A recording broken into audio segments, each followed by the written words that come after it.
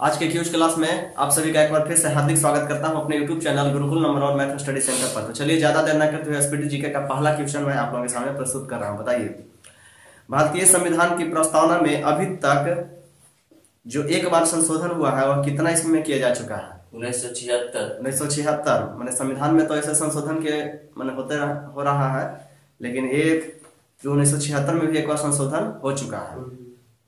अगला सवाल है कि किस अनुच्छेद के प्रावधानों के अंतर्गत अपवाद स्वरूप भारत सरकार द्वारा भारत रत्न, पद्म विभूषण आदि अलंकरण प्रदान किया जाता है? अनुच्छेद 18 के अंतर्गत, बिल्कुल सही। नेक्स्ट क्वेश्चन, चलिए बताइए आपकी कितना डिग्री समानांतर अक्षांश रेखा संयुक्त राज्य अमेरिका और कनाडा को अलग करती है? 49 डिग्री समानांतर। 49 डिग्री समानांतर अक्षांश रेखा जो है संयुक्त राज्य अमेरिका और कनाडा को अलग करती है। बहुत बढ़िया क्वेश्चन है। अगला सवाल बताइए कि ओबरा परियोजना जो है किस राज्य की ताप विद्युत परियोजना है? उत्तर प्रदेश। उत्तर प्रदेश, बिल्कुल सही। मानव शरीर में विटामिन के का निर्माण कोलन में किसके द्वारा किया होता है? जीवाणु के द्वारा, बैक्टीरिया यानी जीवाणु के द्वारा। अगला सवाल है कि वृद्धों के चिकित्सा शास्त्रीय अध्ययन को क्या कहा जाता है?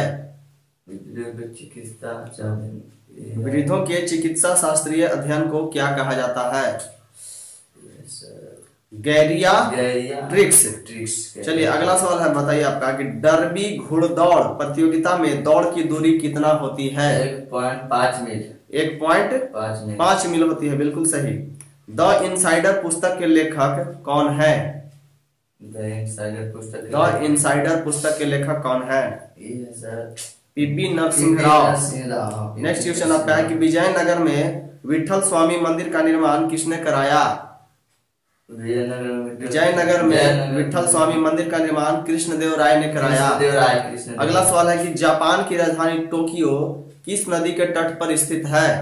ओरावा नदी के तट पर। अराकावा नदी। चलिए नेक्स्ट क्वेश्चन आपका है कि विश्व मधुमेह दिवस कितना तारीख को मनाया जाता है? 14 नवंबर को मनाया जाता है। नेक्स्ट क्वेश्चन आपका है कि मेघालय को पूर्ण राज्य का दर्जा कितना ईस्वी को प्रदान किया गया? मेघालय को पूर्ण राज्य का दर्जा कितना ईस्वी को प्रदान किया गया? हाँ, 21 जनवरी 1972। अगला क्वेश्चन आपका है कि भुवनेश्वर तथा पुरी के मंदिर किस शैली में निर्मित है? नागर शैली। चलिए, सर्व कर किस पर लगाया जाता था? सर्व कर जो है ना, सिंचाई पर लगाया जाता है। महात्मा गांधी ने व्यक्तिगत सत्याग्रह आंदोलन का प्रथम सत्याग्रही किसको चुना था? विनोबा भावे को चुना था। विजयनगर साम्राज्य की राजधानी हम्पी जो है वह किस नदी के तट पर स्थित है? तुंगभद्रा नदी, बिल्कुल सही।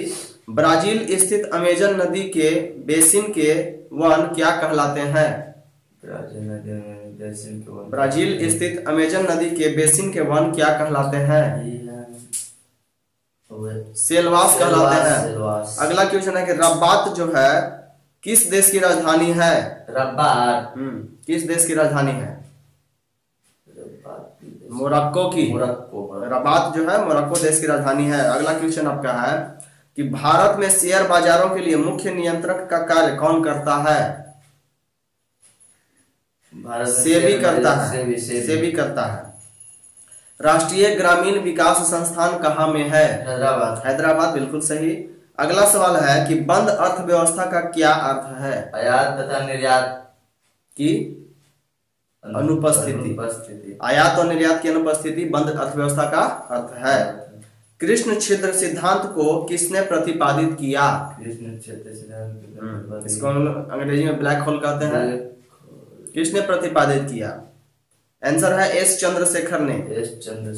अगला सवाल आपका है कि गांधी बनाम लेनिन पुस्तक के लेखक कौन है? गांधी बनाम लेनिन पुस्तक के लेखक एस ए डांगे हैं। राष्ट्रीय एकता दिवस कितना तारीख को मनाया जाता है? 31 अक्टूबर। विश्व पर्यटन दिवस कितना तारीख को मनाया जाता है? 27 सितंबर। चलिए यहाँ पर एसपीडी जी की आपका समाप्त होता है। चलते हैं हम लोग एसपीडी साइंस की ओर। तो एसपीडी साइंस का आपका पहला क्वेश्चन है आपका कि प्रिज्म में कितने सतह होते हैं? 7 7 सतह बिल्कुल सही। अगला सवाल, शब्द इंसोलेशन यानी आतपन का अर्थ क्या है? आने वाली सौर विकिरण। अगला सवाल बताइए कि एंडोस्कोपी में किसका प्रयोग किया जाता है? Optic fibre. हीरे की चमक का मुख्य कारण क्या है? उसका अपवर्तन और प्रकाश का संपूर्ण आंतरिक परावर्तन। ठीक है, इसमें TIR जिसको कहते हैं। अगला क्वेश्चन है आपका कि बोलोमीटर का प्रयोग किसे मापने के लिए किया जाता है? बोलोमीटर किसे मापने के लिए किया जाता है? तापमान को। अगला सवाल, सूर्य की किरणें किस प्रक्रिया के द्वारा पृथ्वी पर पहुंचती है? विकिरण के द्वारा। अगला सवाल, एक्स किरणें किस प्रकार की तरंगे है? विद्युत चुंबकीय। अगला सवाल, ध्वनि प्रदूषण की यूनिट क्या है? डेसिबल। पराश्रव्य तरंग की आवृत्ति कितनी होती है? 20 किलोहर्ट्ज से अधिक। मनुष्य को ध्वनि कंपन की अनुभूति किस आवृत्ति सीमा में होती है? मनुष्य को ध्वनि कंपन की अनुभूति किस आवृत्ति सीमा में होती है? 40 नहीं, 20 से 20,000 हर्ट्ज के बीच में। 20,000 हर्ट्ज। अगला सवाल बताइए कि दृश्य स्पेक्ट्रम का तरंगदैर्घ्य कितना होता है? 3900 एंगस्ट्रम से 7600 एंगस्ट्रम के बीच में। चमगादड़ की ध्वनि कैसी होती है? पराश्रव्य। बिल्कुल सही। स्टेथोस्कोप किस सिद्धांत पर कार्य करता है? स्टेथोस्कोप किस सिद्धांत पर कार्य करता है? आंसर होगा आपका ध्वनि का परावर्तन। MRI मशीन में किसका प्रयोग किया जाता है? किसका प्रयोग किया जाता है? आंसर होगा चुंबकीय तरंग। अगला सवाल आपका कि क्वार्ट्ज किसके रूपांतरण से बनता है? क्वार्ट्ज जो है किसके रूपांतरण से बनता है? आंसर होगा कैल्शियम सिलिकेट।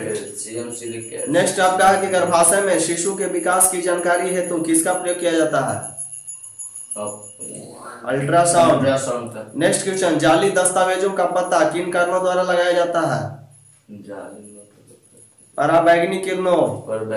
फ्लूरोसेंट लैंप में चोक का प्रयोजन क्या है?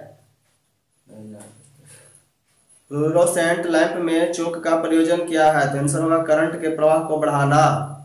अगला क्वेश्चन आपका है कि पत्थर को ठोकर मारने से व्यक्ति को चोट लगने का क्या कारण है? यह कि प्रकाशन पूर्ण प्रतिक्रिया न्यूटन के तृतीय गति नियम के अनुसार प्रतिक्रिया। ठीक है, मैंने ठोकर हम लोग किसी पर मारते हैं तो हमको भी चोट का एहसास होता है। तो यह हमारा न्यूटन का तीसरा गति नियम से के सिद्धांत पर। न्यूटन का तीसरा गति नियम क्या है? प्रत्येक क्रिया के बराबर विपरीत प्रतिक्रिया होती है। अगला सवाल है कि आपका साइकिल का टायर का अचानक फट जाना क्या दर्शाता है? रुद्धोष्म प्रक्रिया को दर्शाता है। तो चलिए यहाँ पर फ्रेंड्स स्पीड एक्सरसाइज आपका भी समाप्त होता है। तो चलिए ठीक है, हम लोग आज का क्विज क्लास को हम यहीं पर समाप्त करते हैं और मिलते हैं नेक्स्ट वीडियो में। तब तक के लिए धन्यवाद, जय हिंद। अगर आपको वीडियो पसंद आता है तो इसे लाइक कीजिए, शेयर कीजिए, चैनल को सब्सक्राइब करना न भूले। धन्यवाद।